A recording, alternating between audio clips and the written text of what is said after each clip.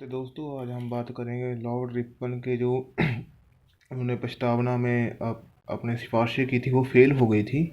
लेकिन उसके फेल होने के बाद भी उसका मतलब सिग्निफिकेंस तो था, उसका महत्व था। इसलिए अब आज हम उनके महत्व पढ़ेंगे कि उसका क्या फ़ायदा रहा भले ही वो फेल हो गई। इसका जो एक कहते हैं हम पहला कदम कहेंगे हम इसे, ये एक तरह का पहला कदम था ये, जो लोकल बॉडीज़ की तरफ किसी ने उठाया। क्योंकि भले ही जब पहला कदम उठाया, अब इसके बाद उसमें सुधार आने के ही चांसेस ज़्यादा थे।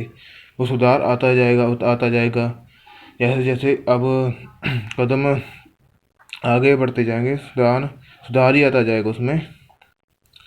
इसकी बहुत यानी कि अच्छी देन थी जो इतिहास में दी गई है लोकल गवर्नमेंट्स को। और इसके बाद यहाँ पर लिखा है इस ਨੂੰ ਸਥਾਨਿਕ स्वै शासन ਦਾ मैग्ना कार्टा कहा जाता है। मतलब कि इसे जो लोकल बॉडीज़ हैं उसके जो विकास है, उसका जो विकास यहाँ से ही शुरू होता है असल में। लॉर्ड रिपन की इस प्रस्तावना के बाद इसका बहुत अच्छा योगदान रहा है। लॉर्ड रिपन बहुत यानी कि हरमन प्यारा हो गए, मतलब बहुत ज़्यादा अच्छे बन गए थे लोगों में।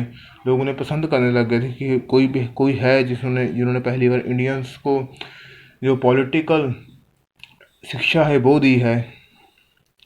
और यहाँ पर लॉर्ड हैली ने अपने शब्दों में एक्सप्लेन किया है कि इस उत्तरदायी सरकार मतलब होता है कि लॉर्ड हैली ने कहा है कि इसके बाद एक उत्तरदायी गवर्नमेंट की नींव रखी गई थी। मतलब उत्तरदायी गवर्नमेंट वो गवर्नमेंट जो जवाबदेह है, मतलब कि जो जवाब देती है।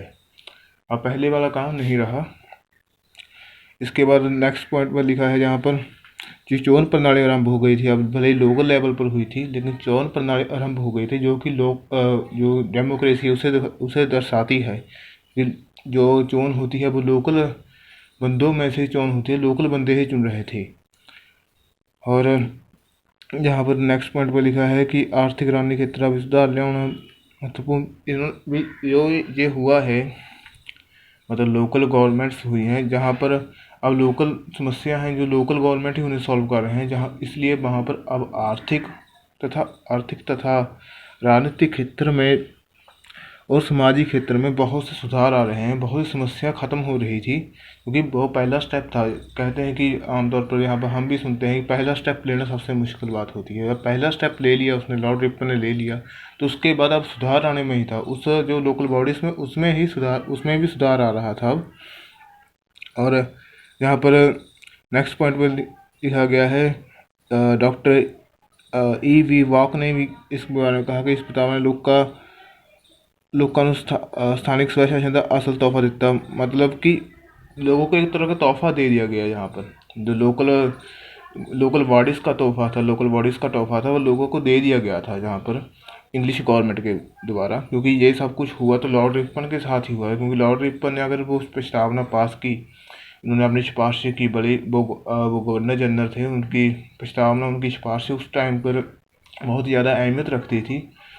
और वो सिफारिशें पास हुई तभी लोगों को एक तरह के पॉलिटिकल जो एजुकेशन है वो प्राप्त हुई। लोगों की समस्या वो लोग पसंद करने लग गए लॉर्ड रिपन को। एक तरह का लोकतंत्री स्वरूप बनता जा रहा था। यहाँ पर फिर उसके बाद एक